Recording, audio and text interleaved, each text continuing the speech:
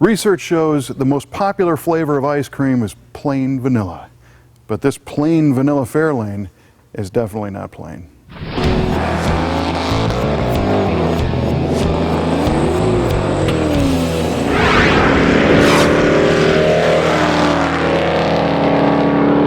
I think this week's car is super cool. It is what appears to be a big giant scoop of vanilla ice cream on super narrow and skinny little tires, but hiding underneath that fiberglass hood is a 427 with dual quads on it, and this car was designed to be nothing but a factory race car.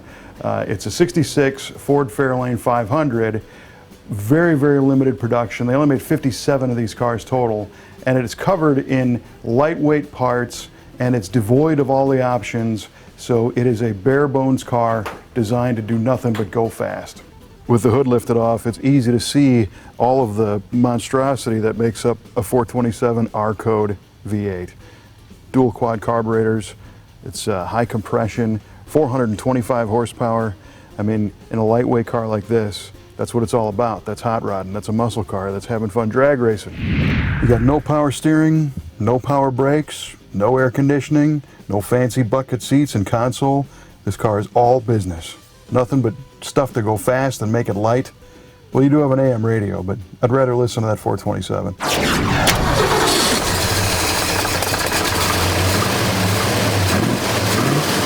The intended usage of this car was for super stock drag racing.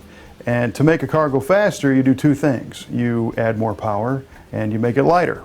And there's a lot of ways that the Ford guys made this car as light as it could be. First of all, they didn't put any extraneous options in the car to add weight. So it's got manual brakes, manual steering.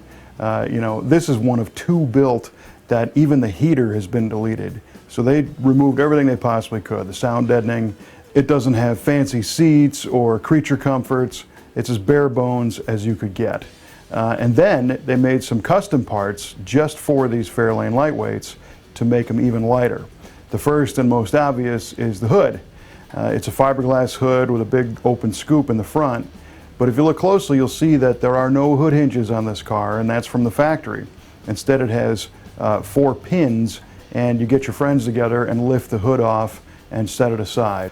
Because they added a little bit of weight with the big engine. This is an R-Code 427, and the R-Code means it has a pair of dual 4-barrel carburetors on a medium rise aluminum intake manifold. It's 11.6:1 compression. It has a solid lifter camshaft. It's got exhaust manifolds that are a tubular cast iron header design. So this engine is all business. When you hear this thing run, it just sounds like a race car. It's got a really rumpy camshaft, and it's designed to do nothing but spin high RPMs. This is a 427 side oiler design, which is notorious for being one of Ford's best racing motors ever. It made 425 horsepower at 6,000 RPM, 480 foot-pounds of torque.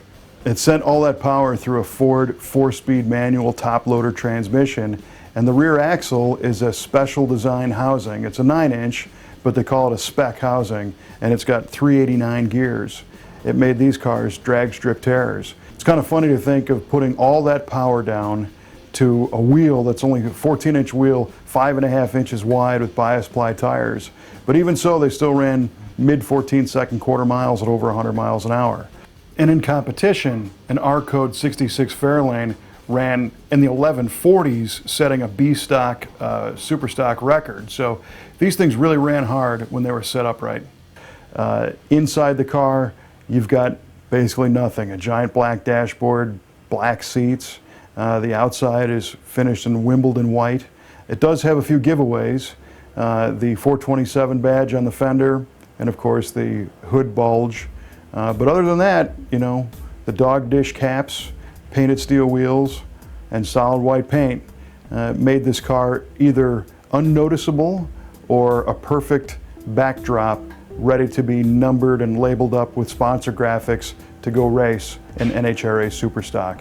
Having only built 57 of these things originally, there's not many of them left, and it's pretty amazing to think that this car only has about 19,000 miles on it since new.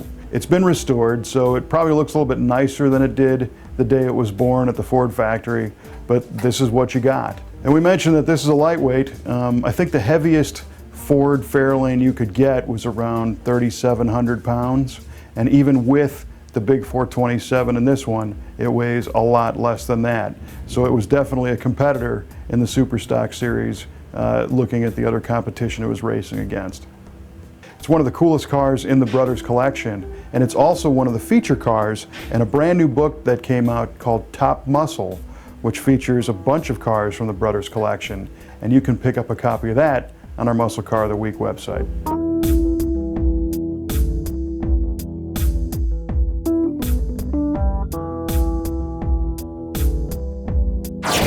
I could stare at this R-Code 427 all day, and you can too on our website at musclecaroftheweek.com, where we've got photographs of this car. And if you feel like sharing it, check out our Facebook page, where you can spread the word to all your friends. And we also have the YouTube channel with dozens and dozens and dozens of Muscle Car of the Week videos, plus the new stuff if you subscribe. Check it out.